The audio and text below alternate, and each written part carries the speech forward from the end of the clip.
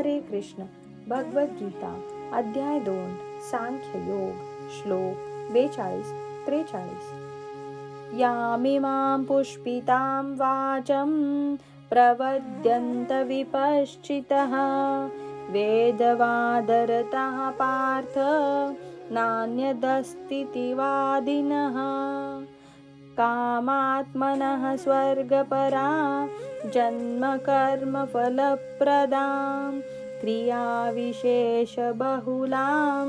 भोगैश्वर्यगतिं प्रति।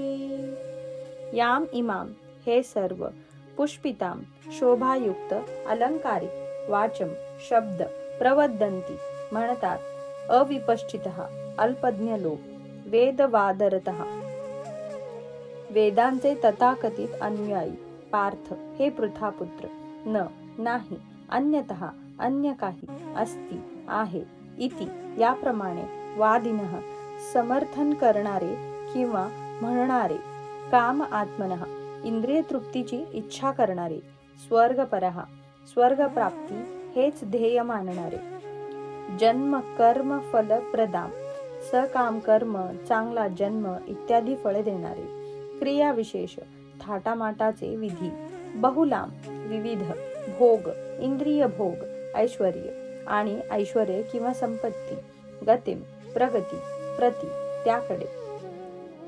अल्पज्ञ लोक वेदांमधील अलंकारिक शब्दांवर अत्यंत आसक्त असतात, कारण त्यात स्वर्गामध्ये उन्नत होण्याकरिता निरनिराळी सकाम कर्मे, त्यांपासून मिळणारा चांगला जन्म, शक्ती इत्यादींना मान्यता देण्यात आली आहे। ऐश्वर्यशाली जीवन आणि इंद्रिय तृप्तीची इच्छा असल्यामुळे ते म्हणतात की याहून अधिक महत्त्वपूर्ण असे काहीच नाही।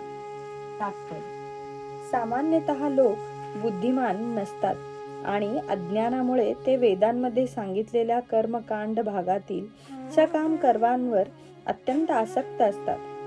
स्वर्ग लोकांमध्ये इंद्रिय तृप्ती करून जीवनाचा उपभोग घेण्याव्यतिरिक्त इतर काहीही करावयाची त्यांची इच्छा नसते, कारण स्वर्ग लोकामध्ये भौतिक ऐश्वर्य तथा मदिरा आणि मदिराक्षी सहजपणे उपलब्ध असतात। स्वर्ग लोकात उन्नत होण्यासाठी वेदांमध्ये अनेक प्रकारचे यज्ञ, विशेषतः ज्योतिष्टोम यज्ञ सांगण्यात आले आहे। स्वर्ग लोकांची प्राप्ती करू इच्छिणाऱ्याने अशा प्रकारचे यज्ञ करणे अत्यावश्यक आहे असे वेदांमध्ये सांगण्यात आले आहे। अल्पज्ञानी लोकांना वाटते की वैदिक ज्ञानाचे हे संपूर्ण सार आहे। अशा अननुभवी लोकांना दृढ कृष्ण भावनेमध्ये स्थित होणे अत्यंत कठीण आहे। लोक विषारी झाडाच्या फुलांनी आकर्षिले जातात, कारण त्यांना अशा प्रकारच्या आकर्षणाचा परिणाम माहीत नसतो।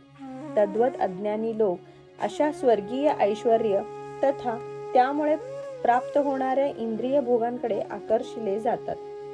वेदांमधील कर्मकांड विभागात सांगण्यात आले आहे की चातुर्मासाचे पालन करणारे लोक अमर आणि सदैव आनंदी होण्यासाठी सोमरसपान करण्यास पात्र ठरतात। या पृथ्वीवरही काही जण सोमरसपान करून धष्टपुष्ट आणि इंद्रिय तृप्ती करण्यात समर्थ होण्यासाठी अत्यंत उत्सुक असतात।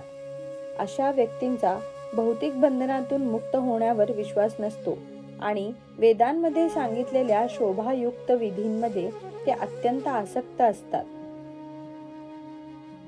सामान्यतः ते विषयासक्त असतात आणि त्यांना स्वर्गीय सुख उपभोगा व्यतिरिक्त काहीही नको असते। असे सांगितले जाते की स्वर्गामध्ये नंदन कानन नावाची उद्याने आहेत, जेथे अप्सरांचा सहवास आणि विपुल प्रमाणात सोमरसपान करण्याची उत्तम संधी असते। असे हे शारीरिक सुख निश्चितपणे इंद्रिय लोलूप आहे, म्हणून स्वतःला भौतिक जगताचे स्वामी समजणारे लोक क्षणिक भौतिक सुखांमध्ये अत्यंत आसक्त असतात। हरे कृष्ण।